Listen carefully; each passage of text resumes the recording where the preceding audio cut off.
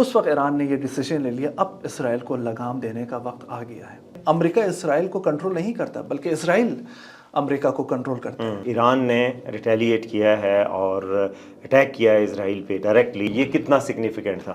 مجھے یہ نہیں سمجھ آتی کہ امریکہ ایک یک طرفہ کسی ملک پر پابندیاں لگا کہ کیسے دوسرے ملک کو اپنی ضروریات پورا کرنے سے روک سکتا ہے. وہ تو ہمیشہ سے یہی پروٹیسٹ کر رہے ہیں کہ ہمارے جو حکمران ہمارے یرغمالیوں کو چھڑانے میں کیوں کامیاب نہیں ہوئے 6-7 مہینے گزرنے کے باوجود.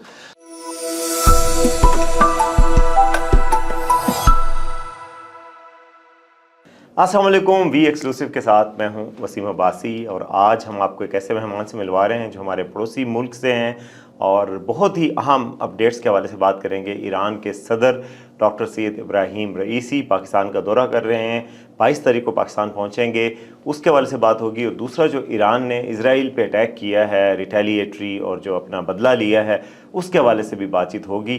تو ہمارے ساتھ جو مہمان ہیں ہمارے نہایت محترم دوست ہیں افضل رضا، ایرانین نیوز ایجنسی کے اسلام آباد میں بیورو چیف ہیں. افضل رضا صاحب، ویلکم ٹو دا شو، اور بہت شکریہ آپ نے وی نیوز کے لیے ٹائم دیا. السلام علیکم. میں بھی آپ کا بہت شکر گزار ہوں کہ مجھے اعزاز بخشا اپنے پروگرام میں بلانے کے لیے. اچھا افضل رضا صاحب، آپ ماشاءاللہ پاکستان ایران افیئرس پہ بڑی ایکسپرٹیز رکھتے ہیں اور ایران کے حوالے سے تو ظاہر ہے آپ کی ہے ہی ایکسپرٹیز. تو یہ بتائیے گا کہ کتنی سگنیفیکنس ہے جو پریزیڈنٹ صاحب پاکستان آ رہے ہیں، ایران کے جو صدر صاحب پاکستان آ رہے ہیں؟ بسم اللہ الرحمن الرحیم، اللہم صلی علی محمد وعلی محمد وعجل فرجہم. وسیم صاحب، آپ دیکھیں یہ کسی بھی ایرانی صدر کا دورہ پاکستان 7 سال کے بعد ہوگا. اچھا، 7 سال پہلے اس وقت کے جو پرائم منسٹر صاحب تھے نواز شریف صاحب، انہوں نے 2 دفعہ غالباً اس وقت کے ایرانی صدر کی میزبانی کی، اور جو لاسٹ وزٹ تھا ان کا کسی بھی ایرانی صدر کا وہ 2017 کو ہوا تھا اسلام آباد میں. آپ کو پتہ ہے پچھلے سال انہی ایام کے دوران، ایکچولی مئی کے دوران، دونوں ممالک کے سربراہان پریزیڈنٹ رئیسی اور اس وقت کے جو وزیر اعظم تھے جناب شہباز شریف صاحب، مشترکہ بارڈر پوائنٹس میں ان کی ملاقات ہوئی. بالکل. اور بڑے ایک تاریخی منصوبہ کا افتتاح کر دیا گیا جو کہ کئی برسوں سے ایک سسپینشن اور ایک التوا کا شکار رہا. ایک تو وہ بجلی ایران سے مزید پاکستان میں ایکسپورٹ کرنے کا جو پروجیکٹ، اور وہ جو بارڈر مارکیٹس کا جو افتتاح تھا. یہ ایک پہلا قدم تھا دونوں ممالک کے درمیان اس کو مزید آگے بڑھانے کے لیے. اس کے بعد دونوں ممالک کے جو سربراہان جو نگراں وزیر اعظم صاحب تھے، نیو یارک میں پھر سے ان کی ملاقات ہوئی جناب سید ابراہیم رئیسی صاحب کے ساتھ. وہ جو انویٹیشن دی گئی تھی ان سے پہلے پرائم منسٹر شہباز شریف، وہ دوبارہ ایکسٹینڈ کر دی گئی. پریزیڈنٹ رئیسی نے اس بات کا اعادہ کیا کہ میں بہت جلد پاکستان کا دورہ کروں گا، لیکن ظاہر ہے اس وقت ایک کیئر ٹیکر سیٹ اپ ہے پاکستان میں، تو ایک بڑے بڑے فیصلے کرنے ہوتے ہیں. تو ایرانی سائڈ اس کا صبر کر رہے تھے، اس ویٹ کر رہے تھے کہ ایک پرماننٹ حکومت الیکشن کے بعد آ جائیں. ایک انفارچونیٹ انسیڈنٹ بھی الیکشن سے پہلے دونوں ممالک کے درمیان کے بارڈر بھی ہوئے. لیکن میں ایک بات ضرور مینشن کروں گا، اس وقت ایران اور پاکستان کے جو مشترکہ دشمن تھے، جو کبھی بھی نہیں چاہتے دو طرفہ ان کے تعلقات اچھے ہوں، بڑے بڑے پروجیکٹس دونوں ممالک کے درمیان چلے، وہ تو بہت خوش ہوئے تھے. اگر آپ کو یاد ہو، آپ کے مشرقی ایک ہمسایہ ہے، جب ایران کی طرف سے ایک ناگزیر وجوہات پر ایک ملٹری ایکشن لیا گیا دہشت گردوں کے خلاف، یہ جو ایکشن تھا وہ ہرگز پاکستان کی سالمیت یا جو ٹیریٹری انٹیگریٹی یا خدا نخواستہ پاکستان کے شریف جو قوم ہے اس کے خلاف تو نہیں تھا، بلکہ وہ دہشت گردوں کے خلاف ایکشن لیا گیا جو کہ دونوں ممالک کے لیے بہت ہی خطرناک سمجھے جاتے تھے. خیر، سوورینٹی پہ پاکستان نے کہا اٹیک ہے، پھر ریٹیلیٹ کر لیا، پاکستان نے بھی دہشت گردوں پہ حملہ کیا ایرانی سائڈ پہ، اور پھر دونوں سائڈ قریب آ گئی ہیں جلدی جلدی. میں آپ کو سمجھاؤں، آپ یہاں سے یہ بات سمجھ سکتے ہیں کہ کتنے ممالک ایک دوسرے کے تعلقات کو اہمیت دیتے ہیں. اگر کسی اور ملک کی بات ہوتی تو میں نے سمجھتا کہ اتنی جلدی اسکلیشن کی طرف جائیں. بہت ہی کچھ ہی دنوں کے بعد اس وقت محترم وزیر خارجہ ڈاکٹر حسین امیر عبداللہیان نے اسلام آباد کا دورہ کیا. برعکس جو لوگ سوچتے تھے کہ بڑی دشمنی ہو گئی بڑی نیگیٹو انوائرمنٹ ہوگی اسلام آباد میں، تو بہت اچھی ان کی یہاں پہ ویلکم ہوئی. میزبانی کی اس وقت کے وزیر خارجہ جناب جیلانی صاحب، prime minister care taker prime minister کے ساتھ ملاقات ہوئی. اس وقت بھی اس کا فیصلہ کیا گیا کہ فوراً پاکستان کے الیکشن کے بعد ڈاکٹر رئیسی ایک آفیشیل دورے پر تشریف لائیں گے، اور یہ بہت بڑے تاریخی دورہ ہوگا وسیم صاحب. یہ نہ ایک روزہ ہوگا نہ 2 روزہ، بلکہ یہ 3 روزہ ایک ہیوج وزٹ انشاءاللہ. کون کون سے شہروں میں جائیں گے وہ؟ اس میں ہے لاہور بھی تشریف لے جائیں گے، کراچی بھی جائیں گے، اور یہ سب سے بڑی بات ہے کہ کراچی میں حضرت محمد علی جناح قائد اعظم صاحب جو بانی پاکستان ہیں، ان کے مزار پر ضرور صدر صاحب حاضری دیں گے.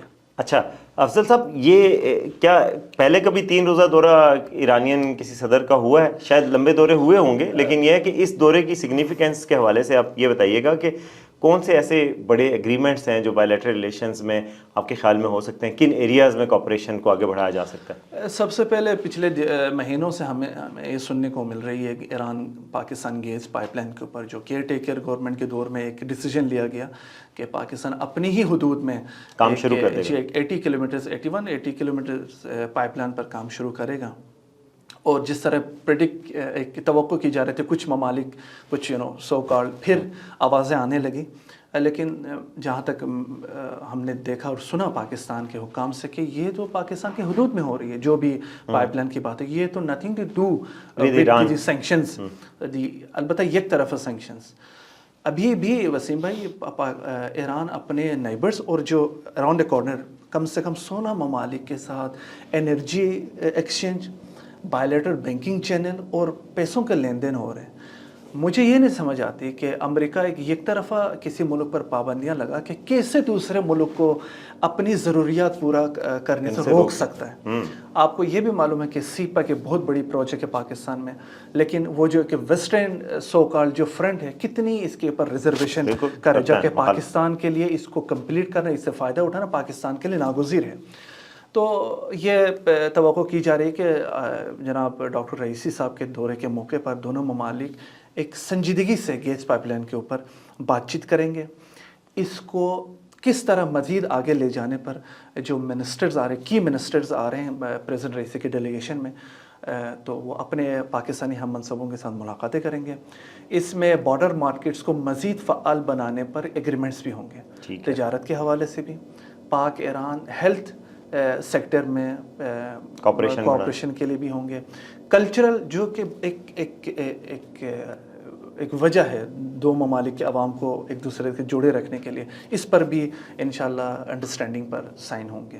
اچھا، اور تجارت کا حجم بھی بڑھانے کی ظاہر ہے دونوں ممالک کے سربراہان اس عزم کے عہدہ کے کہ صرف یہ جو 2.5 یا $2 بلین یہ ایک اچھے تعلقات کے یہ عکاسی نہیں کرتی، یہ جو حجم ہے. تو کوشش کریں کہ کس طرح اس کو 5 بلین تک لے جایا جائے. اور ایک اور بات ہے جو کہ گزشتہ سالوں سے دونوں ممالک بات چیت کر رہے ہیں، $5 ارب تک دونوں ممالک کی تجارت کو باہمی تجارت کو بڑھایا جائے. اور توقع کی جا رہی ہے کہ جو ایک آزاد تجارتی معاہدہ ہے، گزشتہ 5-6 سال سے پاکستان اور ایران کے درمیان بات چیت ہو رہی ہے، لیکن بدقسمتی سے وہ اپس ڈاؤن ہونے کی وجہ سے ابھی تک وہ منطقی انجام تک نہیں پہنچ سکا. توقع کی جاتی اس پر بھی کوئی سنجیدگی سے مذاکرات ہوں اسلام آباد میں. زبردست، یعنی بڑا سگنیفیکنٹ دورہ ہے. اچھا، ایک اور ایونٹ جو ہوا ہے ان دنوں میں، ایران نے ریٹیلیٹ کیا ہے اور اٹیک کیا ہے اسرائیل پہ ڈائریکٹلی، اور یہ بہت پہلی دفعہ ہے کہ اسرائیل کو براہ راست نشانہ بنایا گیا ہے ایران کی طرف سے. اس حوالے سے کچھ بتائیے گا کہ یہ کتنا سگنیفیکنٹ تھا. وسیم بھائی دیکھیں، میں ذرا بیک گراؤنڈ کی طرف میں جاؤں گا. 7 اکتوبر 2023 آپریشن طوفان الاقصی کے بعد جب اسرائیل کو اس وقت اصل دھچکا لگا تھا کہ کس طرح فریڈم فائٹرز فار پیلسٹائن، القدس کی آزادی کے لیے جو ریزسٹنٹ گروپس غازہ میں یا ویسٹ بینک میں وہاں پہ اپنی پوزیشن سنبھالی ہوئی، کس طرح اسرائیل کو چیلنج دے دی. اب یہ توقع کی جاتی تھی کہ اسرائیل اپنی شکست کو، اپنی خفت کو مٹانے کے لیے اس وار کو ذرا براڈر لیول تک لے جائے، اس کی توسیع دے گا، اس کو بڑھائے گا مڈل ایسٹ میں دوسرے ممالک کو، اسپیشلی ایران کو، جس پر اسرائیل نے یہ بہتان لگا دیا، الزام لگا دیا کہ آپ actually master mind of the 7 اکتوبر از ایران. ایران نے بالکل اس کو سرے سے ڈسمس کر دیا اور انہوں نے کہا کہ ہم بالکل حمایت کریں گے، کیونکہ یہ صرف 7 اکتوبر کی بات نہیں ہے یہ جو غزہ میں ہوا، یہ پچھلے 7 دہائیوں کی وجہ سے ہے، جس وقت سے اسرائیل نے فلسطین کے سرزمین پر قبضہ جما لیا، غصب کر لیا. اور نہ صرف 75-74 سال پہلے سے، جبکہ ہر آنے والے ماہ رمضان میں، ہر گزشتہ جو ہم سال دیکھ رہے ہیں، ہمیشہ فلسطینیوں کو خون میں نہلا دیے. اور یہ جو سو کالڈ سیکیورٹی کونسل ہے، کبھی بھی ایک سنجیدہ قدم نہیں اٹھایا. خیر 7 اکتوبر کے آپریشن کے بعد یہ توقع کی جاتی تھی کہ کسی بھی طرح اسرائیل امریکہ کو بھی اس جنگ میں انوالو کریں، ایران کو بھی کسی بھی طرح دکھیلیں اس جنگ میں. آپ نے دیکھا کرمان میں جنرل قاسم سلیمانی کی برسی پر ایک بامبنگ ہوئی، گویا کہ نام نہاد دہشت گرد تنظیم داعش نے اس کی رسپانسبلٹی لی. لیکن میں آپ کو چھوٹی کے ساتھ کہتا ہوں، اس کے تانے بانے ضرور اسرائیل کے ساتھ ملتی ہے، کیونکہ اس وقت جب یہ دہشت گردی واقعہ رونما ہوا، اسرائیل کی حالات بالکل ٹھیک نہیں تھے. اس وقت طوفان الاقصی اپنے عروج پر تھی، جس طرح ابھی بھی ہے. تو 1 اپریل اسی سال میں ایران اور اسرائیل کے درمیان اسی ایک انڈائریکٹلی کنفلکٹ ایک نئے مرحلے میں اسرائیل نے اپنے فائٹرز ایک مقبوضہ گولان ہائٹ سے اس پریمیسز کو ٹارگٹ کیا جو کہ اسے کونسلیٹ کہا جاتا ہے، جسے ایمبیسی کہا جاتا ہے. اور آپ کو پتہ ہے کسی ملک کا ایمبیسی، کسی ملک کے کونسلیٹ اس ملک کی سرزمین سمجھی جاتی ہے. جب آپ ایک انپرووکڈ ایکشن لیتے ہیں، جس میں انفارچونیٹلی 7 سے 8 ایرانین IRGC کے جو officials including 2 senior officer general Zahedi صاحب اور بریگیڈیئر جنرل رحیمی پور، اس میں جام شہادت نوش کی. اس وقت ایران نے یہ ڈیسیژن لے لیا، اب اسرائیل کو لگام دینے کا وقت آ گیا ہے.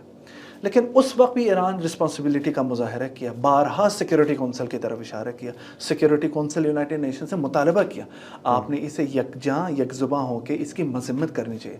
لیکن انفارچونیٹلی ہمیں دوبارہ وہ جو ڈبل اسٹینڈرڈ ہے وہاں نظر آ گیا.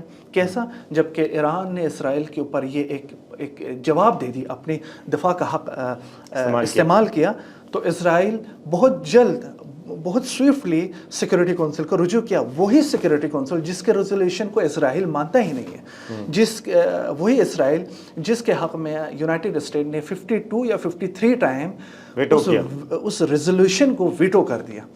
تو دیکھیں article 51 of the charter of the United nation, Iran نے اپنی پوزیشن مضبوط رکھنے کے لیے خطے میں اور اوورآل ایک میسج دینے کے لیے کہ آپ شاید انڈائریکٹلی اپنی پروکسس کے ساتھ ہمارے انٹرسٹ کو ٹارگٹ کریں، لیکن جب آپ اس طرح ڈائریکٹلی دن دہاڑے بغیر کسی وجوہات کے آپ ہمارے کونسلر، ہمارے ایمبیسی پر اٹیک کریں گے تو اس کو جواب تو آپ کو ملے گا. تو آپ نے دیکھا کہ ایران اپنی رسپانسبلٹی کا مظاہرہ کرتے ہوئے 72 hours before the operation, before the جسے کہتے ہیں کہ تھرو پرومسز، جس کا نام ہے آپریشن کا، وہ کچھ خطے کے اپنے برادر ممالک کو انفارم بھی کیا. ایران کبھی نہیں چاہتا خطے میں اپنی جغرافیکل نیبرز ہیں ان کے ساتھ بھی کوئی خدا نخواستہ مس انڈرسٹینڈنگ ہو.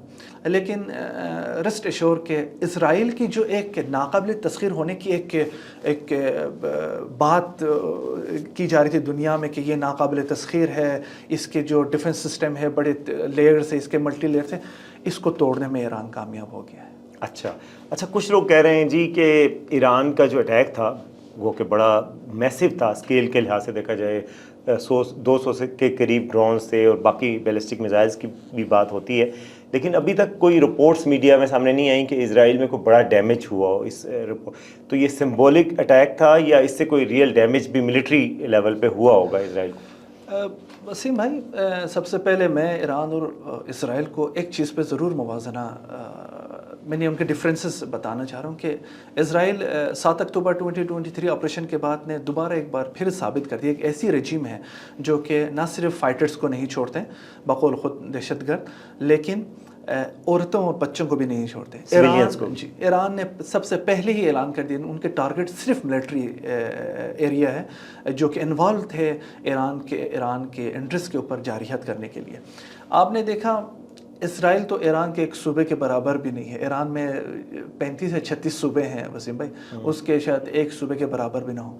رقبے کے لحاظ سے بھی ایک چھوٹی سرزمین ہے, آبادی کے لحاظ سے بھی کوئی 6-7 ملین, شاید 8 ملین سے نیچے ہو.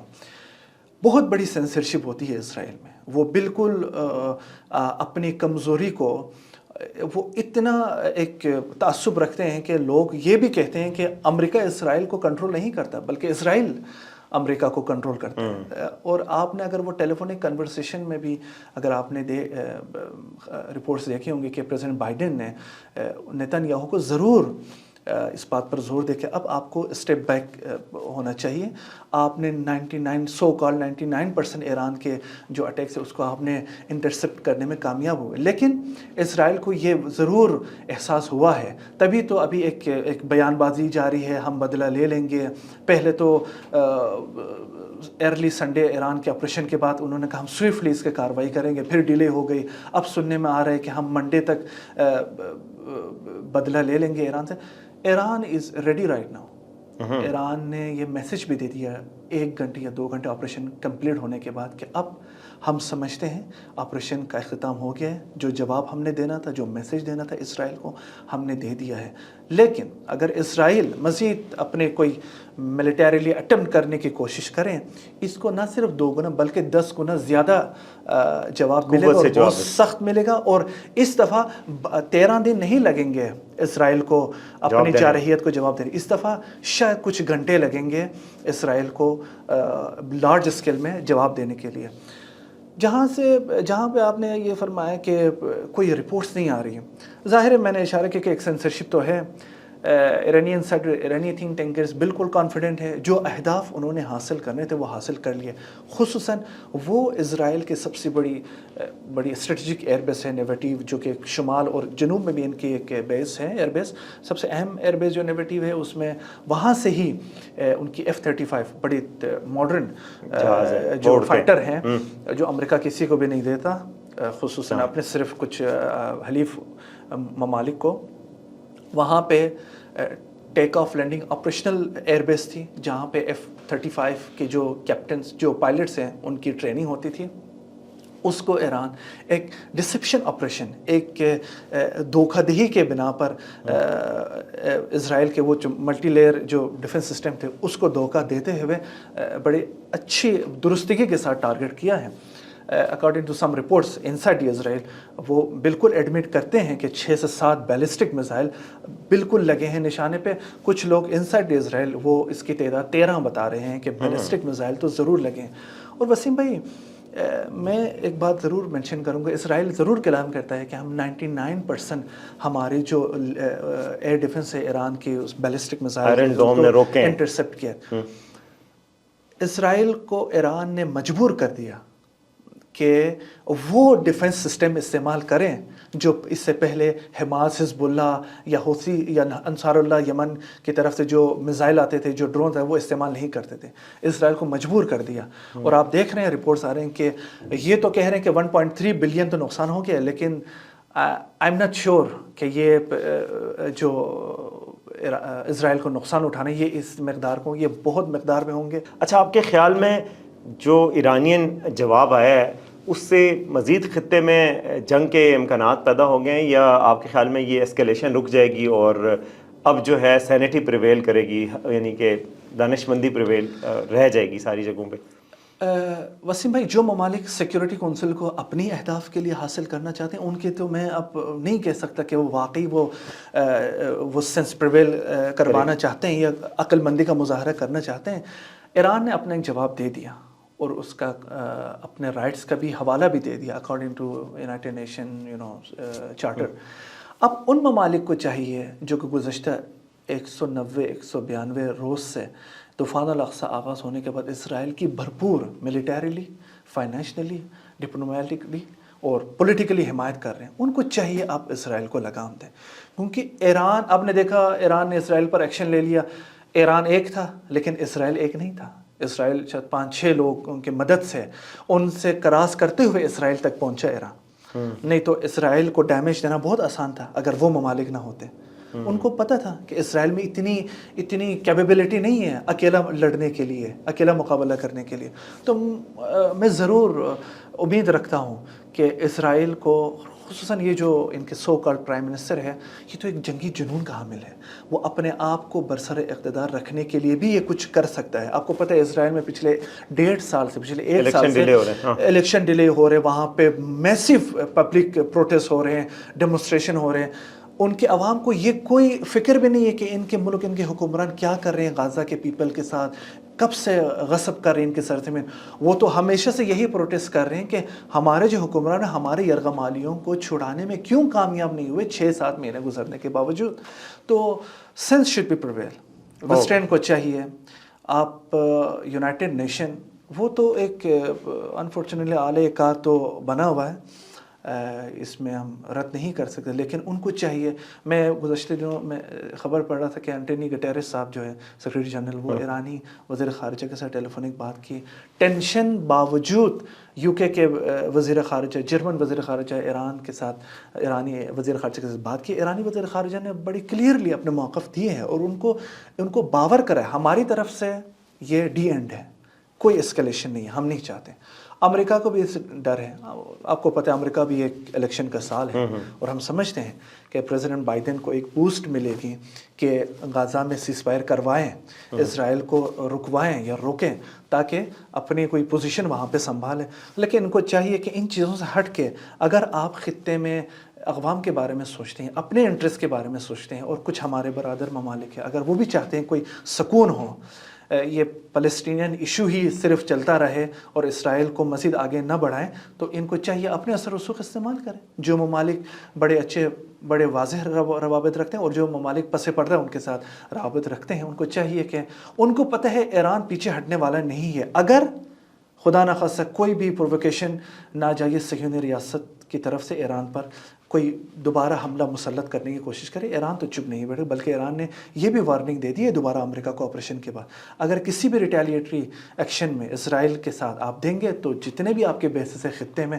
چاہے وہ برادر ممالک میں ہی کیوں نہ ہو, ہم اس کو ٹارگٹ کریں گے. زبردست.